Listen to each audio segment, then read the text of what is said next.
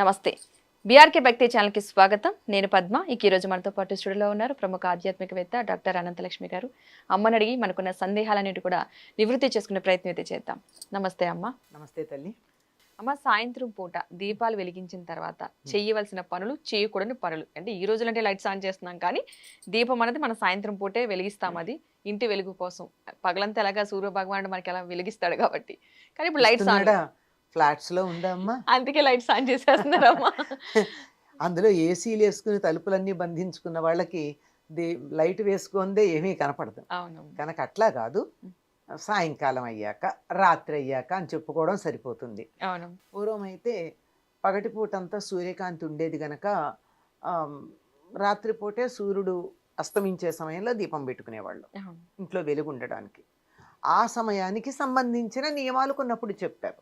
ఇప్పుడు పగలు రాత్రి విద్యుత్ దీపాలు వెలిగించుకునేటటువంటి వాళ్ళకి తేడా ఎక్కడ కనపడుతుంది? ఇక్కడ సాయంకాలము పగలు అని అర్థం మాత్రమే చెప్పుకోవాలి, అంతే అన్నమాట, అంతకన్నా ఇంకేం లేదు.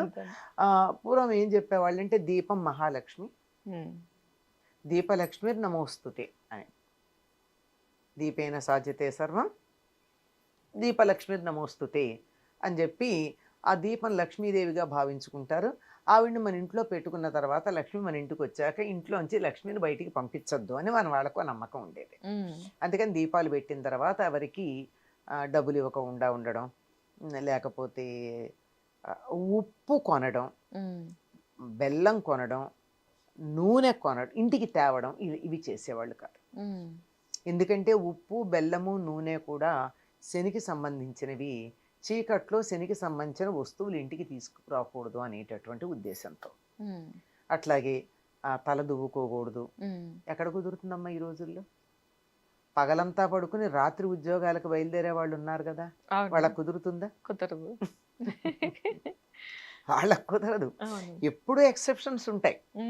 అలాగే తల దువ్వుకోకూడదు, అద్దం చూడకూడదు, అస్సలు కుదరదు. అది ఇల్లంతా అద్దాలు పెట్టుకుంటే ఎటు వెళ్ళినా అద్దంలో చూసుకుంటూ వెళ్ళే వాళ్ళకి అద్దం చూడకూడదంటే కుదరదు. పూర్వకాలం పెట్టిన నియమాలు అవి. అంటే వాటి ఉద్దేశం ఏమిటంటే చీకటి పడిన తర్వాత సౌందర్య పోషణ చేసుకోవడం అన్నది అవసరం లేదు. అంటే అప్పుడు అంతర్ముఖంగా వెళ్ళిపోవాలి మనిషి. బహిర్ముఖంగా పగలంతా ఉంటే రాత్రి అంతర్ముఖంగా వెళ్ళేటప్పుడు హాయిగా విశ్రాంతి తీసుకోవడం, ధ్యానం చేయడం, శరీరాన్ని మనసుని రీఫ్రెష్ చేసుకుని రేపు తాజాగా పనిచేయడానికి సిద్ధపడడానికి తగినటువంటి ఏర్పాట్లు చేసుకున్న రోజుల్లో చెప్పినటువంటి మాటలు. అందువల్ల ఇవాళకి పనికొస్తాయా అంటే ఆలోచించుకోవాలి. మేమన్నీ హాయిగా లెక్క ప్రకారంగా జీవితం గడుపుతున్నాము అన్న వాళ్ళకి పర్వాలేదు, కానీ అత్యాధునికంగా విదేశాల్లో లాగా మా జీవితం గడుపుతున్నాము అనుకునేటటువంటి వాళ్ళకి ఇవి ఏమాత్రం అనుకూలం కానటువంటి పద్ధతులు, పనులు. అంతే కదమ్మా, ఎక్కడ కుదురుతుంది? ఆ విధంగా తల దువ్వుకోకూడదు, అద్దం చూసుకోకూడదు, లాంటి వాటితో పాటుగా ఇళ్ళు చిమ్మకూడదని కూడా చెప్పేవారు. ఒకవేళ అవసరమై చిమ్మాల్సి వస్తే ఏదైనా పారబోసాం, పారబోస్తే చిమ్ముకోకుండా తొక్కుకుంటూ నడవం కదా. అవునమ్మా.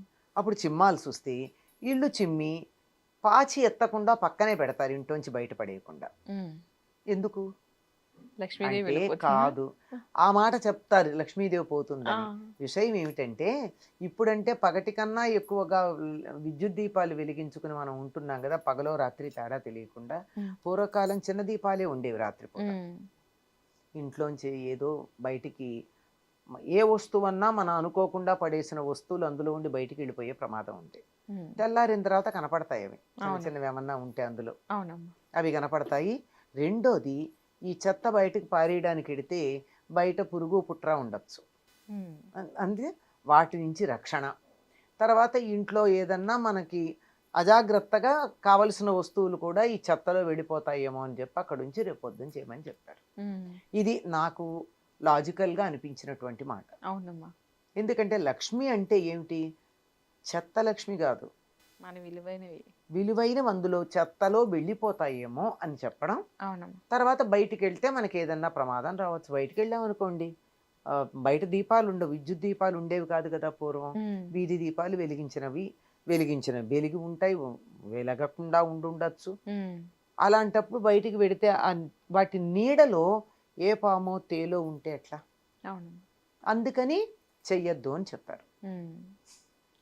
నిజమే ఇలా అమ్మ. కొన్ని పనులు ఆనాడు బాగా వర్తించినవి ఇప్పుడు కూడా వీలైతే అవి చేయకుండా ఉండడం మంచిది. ఎందుకంటే వెలుగు చీకటి మాట ఉంచి ఉమ్, రాత్రి అనేది చీకటికి సంకేతమే కనుక అవును. నువ్వుల నూనె, ఉప్పు లాంటివి దీపాలు పెట్టాక తెచ్చుకోవడం అంటే చీకటి శని దరిదాపులు కదా. అవునమ్మా. అలాగే గోళ్ళు కత్తిరించుకోవడం ఒకటి, ఉమ్, జుట్టు కత్తిరించుకోవడం ఒకటి, ఇట్లాంటి పనులు చేయకుండా ఉండడం ఆరోగ్యానికి మంచిది. నిజంగానమ్మా.